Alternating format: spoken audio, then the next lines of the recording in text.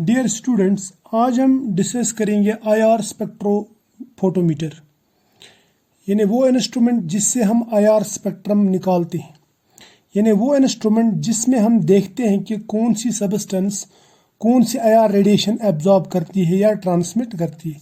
ये वो इंस्ट्रूमेंट है जिससे हम सब्सटेंसेस का एनालिसिस करते हैं, जिससे हम फंक्शनल ग्रुप्स देखते हैं कि कौन सी सब्सटेंस में कौन से फंक्शनल ग्रुप्स हैं। उस स्पेक्ट्रोमीटर को या उस इंस्ट्रूमेंट को हम कहते हैं आईआर स्पेक्ट्रोफोटोमीटर। हमारे पास में ये दो तरह के हैं, एक रहता है सिंपल वाला जो हम आज डिस्कस करेंगे, और दूसरा जो है उसको कहते हैं हम FTIR यानी फोरियर ट्रांसफॉर्म आईआर स्पेक्ट्रोफोटोमीटर। तो हम ये वाला जो है ना, ये सिंपल वाला पहले देखेंगे ये कैसा होता है, यानी पहले देखेंगे हम सिंपल वाला आईआर स्पेक्ट्रोफोटोमीटर कैसा होता है। ठीक है, देखो इसका जो बेसिक फ्लो चार्ट है या मैं बेसिक डायग्राम है वो बताऊंगा पहले। ठीक है, सबसे पहले इसमें एक लाइट सोर्स रहता है, मैं बोलूंगा लाइट सोर्स या source of light, source of light यानी जिससे लाइट निकलती है वो होना चाहिए। ये हम बाद में डिस्कस करेंगे कि कौन कौन सा सोर्स हम इस्तेमाल करते हैं। ठीक है, उसके बाद में यहाँ से जो लाइट निकलती है ये पहुँचती है और एक डिवाइस के पास में, उसको हम बोलते हैं बीम स्प्लिटर। क्या कहते हैं? Beam splitter. यहाँ पे मैं लिखूँगा, इसको मैं ऐसे बनाऊँगा, थोड़ा सा अलग टाइप का बनाऊँगा मैं। इसको मैं बोलूँगा ये जो डिवाइस है ये है बीम स्प्लिटर। बीम स्प्लिटर यानी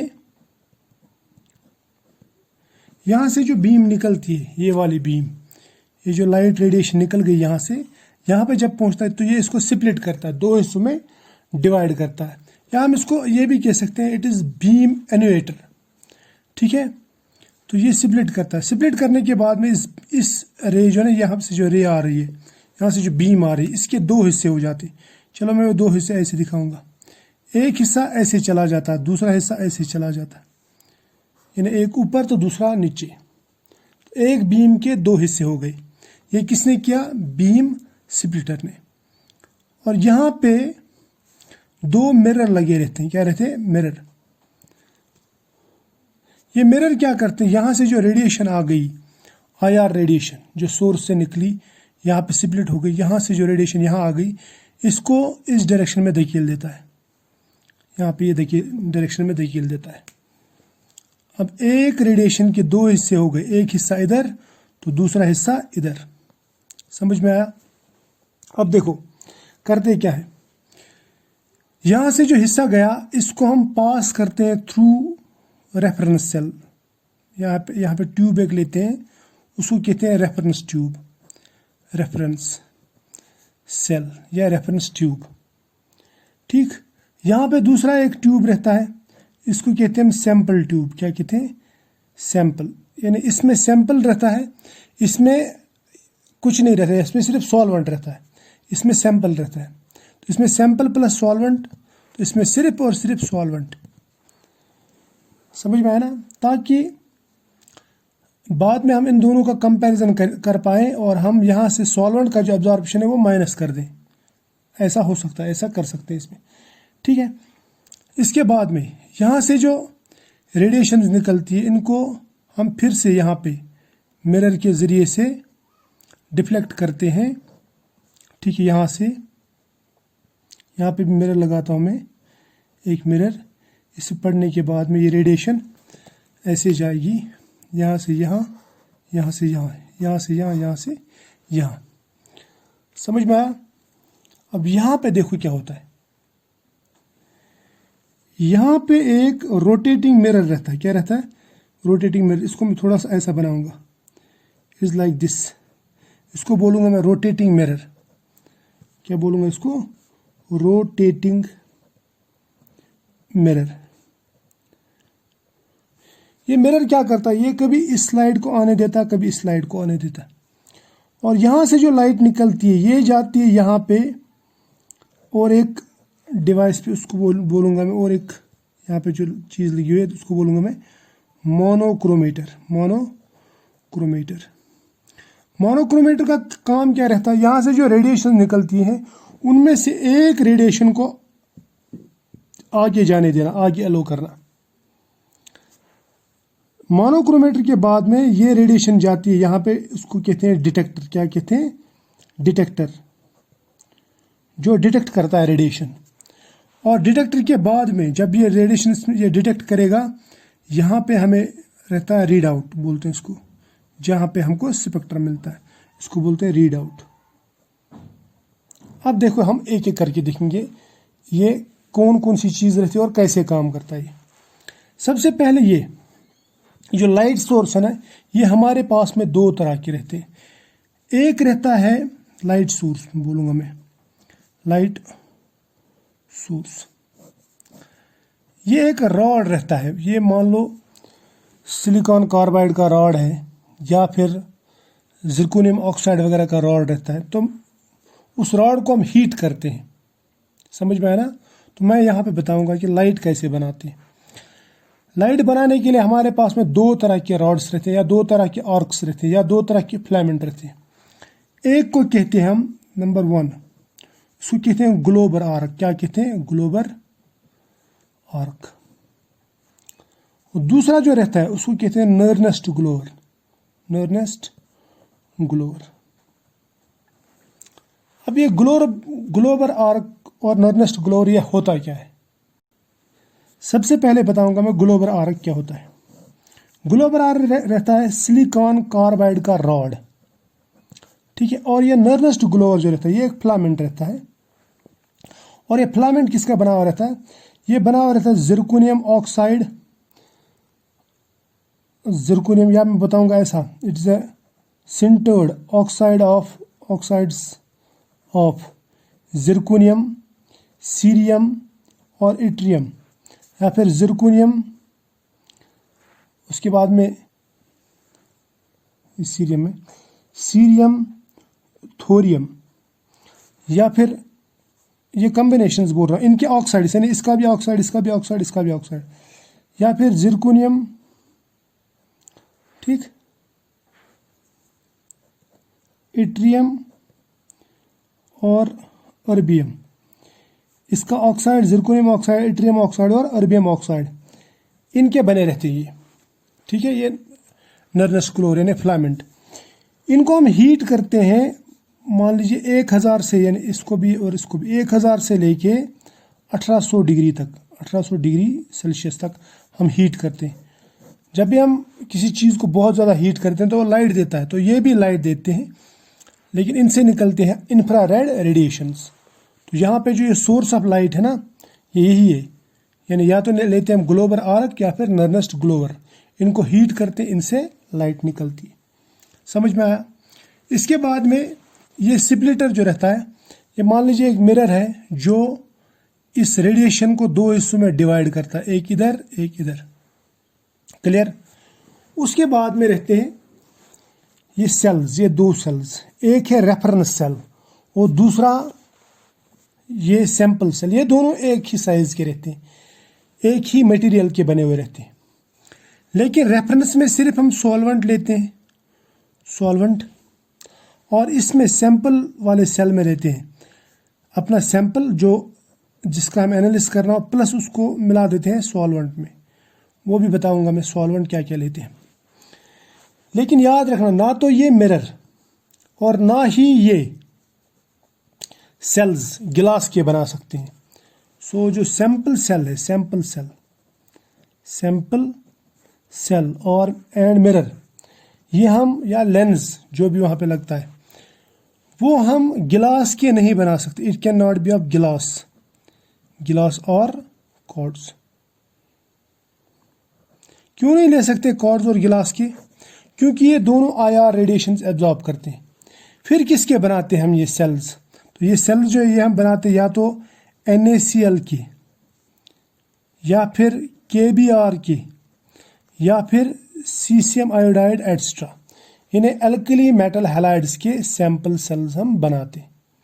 क्लियर? यहां तक तो समझ में आया? शाबाश। अब सैंपल सेल्स में जो सैंपल रहता है, सैंपल सैंपल हम ले सकते हैं डायरेक्ट प्योर फॉर्म में भी, यानी इसको हम लिक्विड, सॉलिड और सॉल्यूशन, आजकल गैसेस पे भी डायरेक्ट हम लेते हैं, या सॉलिड फॉर्म में ले सकते हैं। देखो लिक्विड मतलब सीधा लिक्विड लिया और इस सेल के बीच में, ये डिफरेंट डिज़ाइन के सेल्स रखते हैं, सेल के अंदर रख दिया और उसका हम आईआर निकाल सकते हैं।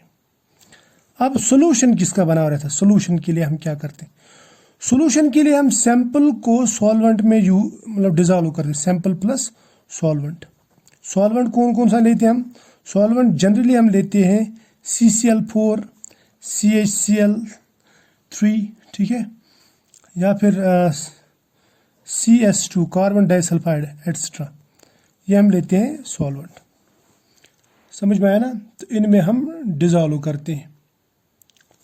क्लियर? या तो फिर हम दूसरा जो है, हम सैंपल लेते हैं, सैंपल को हम न्यूजॉल यानी लिक्विड पैराफिन है, न्यूजॉल बोलते हैं इसको, इसके साथ में, सॉरी न्यूजॉल है ये, न्यूजॉल का मतलब लिक्विड पैराफिन है ये, पैराफिन। इसको हम इसके साथ में पेस्ट करते, मतलब ग्राइंड करते हैं और पेस्ट बनाते हैं इसका। उस पेस्ट को बोलते हैं मूल। क्या बोलते हैं? मूल। ये बन गया, इस तरह से भी यूज कर सकते हैं। या फिर अगर हमें सॉलिड फॉर्म में लेना हो तो सॉलिड फॉर्म में कैसे लेंगे हम लेंगे sample plus KBr, potassium bromide, इनको हम पाउडर बना देंगे, डिस्क बना देंगे, दे आर पाउडर्ड, और उस पाउडर का हम क्या बनाते हैं? डिस्क, ठीक, और इस डिस्क के ऊपर हम IR रेडिएशन डालते हैं। समझ में आया? अब क्या हम डायरेक्ट सॉलिड सैंपल दे सकते हैं? नहीं। डायरेक्ट सॉलिड सैंपल क्या होता है? प्योर सॉलिड सैंपल अगर हम लेंगे, प्योर सॉलिड सैंपल, तो प्योर सॉलिड सैंपल क्या करता है? ये रिफ्लेक्शंस दिखाता है। क्या दिखाता है? रिफ्लेक्शंस। कभी कभी क्वेश्चन पूछा जाता है कि प्योर सॉलिड सैंपल हम क्यों नहीं लेते? क्योंकि ये रिफ्लेक्ट करता है IR रेडिएशंस को, उससे इसमें प्रॉब्लम आ जाती है। समझ में आया? ये हो गया सैंपल भी होगा। उसके बाद में क्या देखा था हमने? सैंपल सेल और रेफरेंस सेल से जब ये रेडिएशन निकलती हैं तो ये पहुंच जाती हैं डिटेक्टर के पास में। किसके पास में? सॉरी मोनोक्रोमेटर के पास में। अब ये मोनोक्रोमेटर क्या है? मोनोक्रोमेटर और फिल्टर, ये क्या है? मोनोक्रोमेटर का काम ये होता है कि जो रेडिएशन जहाँ से आती है, IR रेडिएशन, इनमें एक पर्टिकुलर वेवलेंथ सिलेक्ट करना एट अ टाइम और उसको आगे जाने देना, यानी डिटेक्टर पे जाने देना। ये डिटेक्टर है, डिटेक्टर यानी एक टाइम पे ये एक ही रेडिएशन अलाउ करता ताकि डिटेक्टर उसे मेजर कर पाए। अब उसके लिए जो मोनोक्रोमेटर लगता है, या तो ये हम प्रिज्म लेते हैं और ये लेते हैं हम grating. So monochromators are either prism और ग्रेटिंग। लेकिन प्रिज्म फिर से बोल रहा हूं मैं, प्रिज्म हम गिलास का नहीं ले सकते। प्रिज्म जो बना हुआ रहता है, प्रिज्म, ये भी हमें लेना है या तो NaCl का, या फिर KBr का, या फिर CSI का। क्यों? क्योंकि ये चीजें IR के लिए ट्रांसपेरेंट, मतलब IR इनके थ्रू पास हो सकता है, लेकिन गिलास जो है, गिलास IR रेडिएशंस को एब्जॉर्ब करता है। अब ये जो ग्रेटिंग बनाएंगे हम, ग्रेटिंग का काम क्या है? ये भी मोनोक्रोमेटिक रेडिएशन हमें देता है, क्योंकि हमने ये ऑलरेडी पढ़ा है, डिफ्रैक्शन ग्रेटिंग। समझ में आया ना? तो इसमें भी कोई ऐसी चीज नहीं होनी चाहिए जो ये रेडिएशंस एब्जॉर्ब करे। समझ में आया? अब यहां से जो मोनोक्रोमेटिक रेडिएशन निकलती है, ठीक है, यानी जो सैंपल और रेफरेंस के बाद में जो रेडिएशन यहां तक पहुंच जाती है डिटेक्टर के तक, डिटेक्टर तक कौन कौन सी रेडिएशन पहुंच सकती है? देखो, सपोज हमारे पास में दो रेडिएशन आ गई, एक ये और दूसरी ये। इस रेडिएशन का मैं बताता हूं आपको। ये मान लीजिए ये सिंगल रेडिएशन ऊपर की, ये रेफरेंस सेल से आ रही है, ये आ रही है सैंपल सेल से ये रेडिएशन। जब हम इनको यहाँ पे लाएंगे ना, यहाँ पे जब रोटेटिंग मिरर के थ्रू जाएंगी, डिटेक्टर के थ्रू जाएंगी, देखो सबसे पहले क्या होगा, ये रेफरेंस का जो रेडिएशन ये सॉल्वेंट का है, इसमें एक रेडिएशन सॉल्वेंट का, दो रेडिएशन सैंपल के, तो सैंपल के दो रेडिएशन सीधे जाएंगे, लेकिन इस सॉल्वेंट का रेडिएशन और इस सॉल्वेंट का रेडिएशन एक दूसरे को कैंसिल करेंगे, डिस्ट्रक्टिव इंटरफेरेंस, समझ में आया ना, ये कैंसिल करेंगे। इसलिए यहाँ डिटेक्टर पे जो रेडिएशन जाती है, एक तो मोनोक्रोमेटिक रेडिएशन रहती है, दूसरी वो सिर्फ और सिर्फ सैंपल की रेडिएशन रहती है, समझ में आया ना। अब डिटेक्टर कैसा काम करता है, डिटेक्टर्स हमारे पास में बहुत तरह की है। तो एक डिटेक्टर है, मान लीजिए थर्मोकपल, थर्मोकपल यूज भी कर सकते हैं हम, क्योंकि IR रेडिएशन जो है थर्मल रेडिएशन रहती है, ये जब किसी चीज़ पे पड़ती है तो वो चीज़ हॉट हो जाती है, तो फिर हम यहाँ पे थर्मोकपल यूज कर सकते हैं एज डिटेक्टर। थर्मोकपल क्या करता है, वो इस हीट डिफरेंस को कन्वर्ट करता है इलेक्ट्रिसिटी में, इलेक्ट्रिकल सिग्नल में, समझ में आया ना। इलेक्ट्रिकल सिग्नल जो निकलती है उसको हम यहाँ पे सबसे पहले एम्पलीफाई करते हैं, एम्पलीफाई मतलब बढ़ा देते हैं, एम्पलीफाई बढ़ाने के बाद में हम इसको देते हैं यहाँ पे रिकॉर्डर में। रिकॉर्डर क्या है, रिकॉर्डर सिंपल कंप्यूटर है जो यहाँ से जो सिग्नल आती है, ट्रांसमिटेड रेडिएशंस आती हैं, उनको रिकॉर्ड करता है, समझ में आया। तो रेडिएशंस रिकॉर्ड कैसे होती है, हमें स्पेक्ट्रम जनरली ऐसे मिलता है, इस तरह का स्पेक्ट्रम मिलता है हमें। ये स्पेक्ट्रम क्या रहता है, percentage transmittance versus wave number, ऐसे ही मिलता है ना। ये स्पेक्ट्रम हमें जनरली ऐसे मिलता है, इस तरह का स्पेक्ट्रम आपको IR स्पेक्ट्रम दिखेगा। और परसेंटेज ट्रांसमिटेंस क्या है एक्चुअली, परसेंटेज ट्रांसमिटेंस का मतलब होता है कि कितनी इंटेंसिटी ट्रांसमिट हुई, मैं यहाँ पे लिखूंगा परसेंट T, ये बराबर रहता है कितनी इंटेंसिटी ट्रांसमिट हुई डिवाइड बाई ओरिजिनल कितनी इंटेंसिटी थी, यानी हमने कितनी लाइट इस पे डाली और उसमें से कितनी ट्रांसमिट हुई, इंटू करते हैं हम 100, इंटू करते हैं हम 100, वो मिल जाता हमें परसेंटेज ट्रांसमिटेंस। क्लियर, यहां तक तो समझ में आया, शाबाश। अब और एक चीज जो इंपॉर्टेंट चीज है, जब भी आप IR निकालेंगी, IR के लिए जो सैंपल होना चाहिए, सैंपल वो ड्राई होना चाहिए। क्या होना चाहिए, ड्राई। क्यों ड्राई होना चाहिए, अगर उसमें वाटर रहा, जो मॉइस्चर रहता है, मॉइस्चर में वाटर रहता है, वाटर आपको एक पीक देता है, absorption peak, that is at 3700 per centimetre पे, और दूसरी पीक देता कुछ 1600 पे। तो इस तरह से इसमें दो पीक्स आ जाती है, इसकी एक्स्ट्रा पीक्स, इसलिए मॉइस्चर सैंपल में नहीं होना चाहिए। समझ में आया, आई होप यहाँ तक जो मैंने आपको बताया ये आपके दिमाग में आ गया होगा कि ये इंस्ट्रूमेंट काम कैसे करता है। नेक्स्ट वाले लेक्चर में हम पढ़ेंगे इससे अच्छा इंस्ट्रूमेंट, जो ज़्यादा सोफिस्टिकेटेड इंस्ट्रूमेंट है, जो जल्दी रीडिंग देता है, जो बहुत ज़्यादा सेंसिटिव है, उसको हम कहते हैं FTIR, Fourier transform infrared spectrophotometer. समझ में आया, तो हम नेक्स्ट लेक्चर में पढ़ेंगे, और उसके बाद में हम देखेंगे कि हम डिटेक्ट कैसे करते हैं, हम कैसे पहचान सकते हैं कि ये स्पेक्ट्रम किस वाले सैंपल का है। समझ में आया ना, उसके बाद में देखेंगे। चलो आज इतना ही, मिलेंगे फिर कभी, तब तक के लिए बाय।